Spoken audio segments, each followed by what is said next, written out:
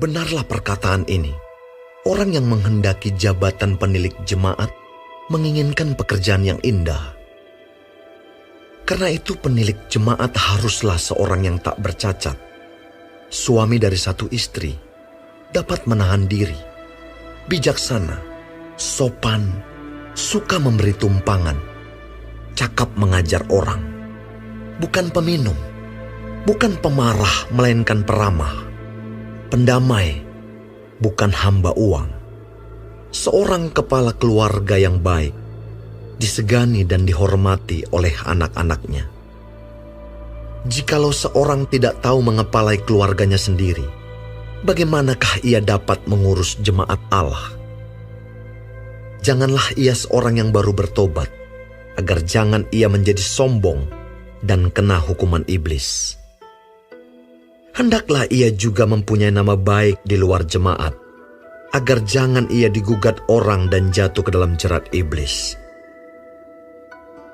Demikian juga diaken-diaken, haruslah orang terhormat, jangan bercabang lidah, jangan penggemar anggur, jangan serakah, melainkan orang yang memelihara rahasia iman dalam hati nurani yang suci.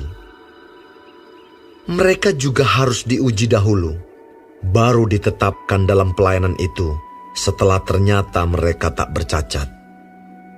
Demikian pula istri-istri, hendaklah orang terhormat, jangan pemfitnah, hendaklah dapat menahan diri dan dapat dipercayai dalam segala hal. Diaken haruslah suami dari satu istri dan mengurus anak-anaknya dan keluarganya dengan baik. Karena mereka yang melayani dengan baik beroleh kedudukan yang baik, sehingga dalam iman kepada Kristus Yesus mereka dapat bersaksi dengan leluasa. Semuanya ini kutuliskan kepadamu, walaupun kuharap segera dapat mengunjungi engkau.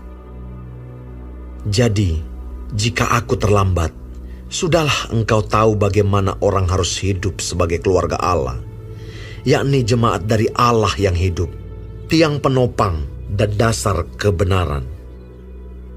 Dan sesungguhnya, agunglah rahasia ibadah kita.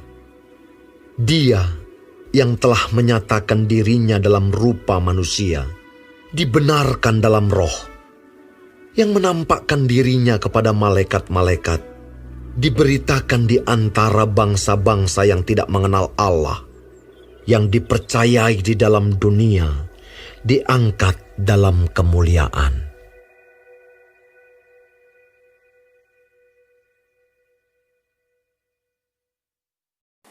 Shalom semua jemaat Tuhan, kembali kita di dalam pendalaman Alkitab Clear Sight. Sekarang kita sudah memasuki kitab 1 Timotius 3. Tuhan Yesus memberkati. Jabatan sebagai penatua atau penilik jemaat adalah jabatan yang diangkat atau dipilih. Memang melayani Tuhan itu adalah suatu panggilan terhormat dan juga indah. Oleh karena itu, Paulus menasehatkan Timotius untuk tidak sembarangan di dalam memilih orang. Harus ada syarat atau kriteria dari orang yang dipilih tersebut untuk masuk ke dalam pelayanan. Syarat-syarat penatua atau penilik jemaat antara lain, seorang yang tak bercacat, suami dari satu orang, dapat menahan diri, bijaksana, sopan, suka memberi tumpangan, cakap mengajar orang, bukan peminum, bukan pemabuk, melainkan peramah, pendamai, dan bukan hamba uang. Seorang kepala keluarga yang baik, disegani dan dihormati oleh anak-anaknya. Janganlah seorang yang baru bertobat, mempunyai nama baik di luar jemaat. Syarat-syarat diaken.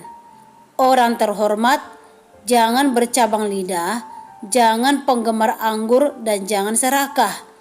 Harus orang yang bisa memelihara rahasia iman dalam hati nurani yang suci. Diaken juga harus suami dari satu istri, mengurus anak-anaknya dan keluarganya dengan baik.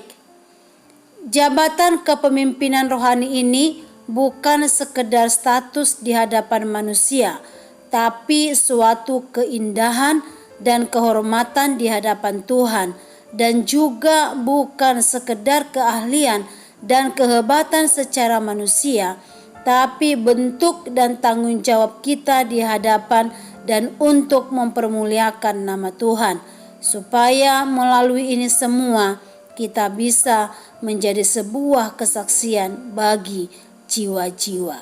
Amin. Tuhan Yesus memberkati.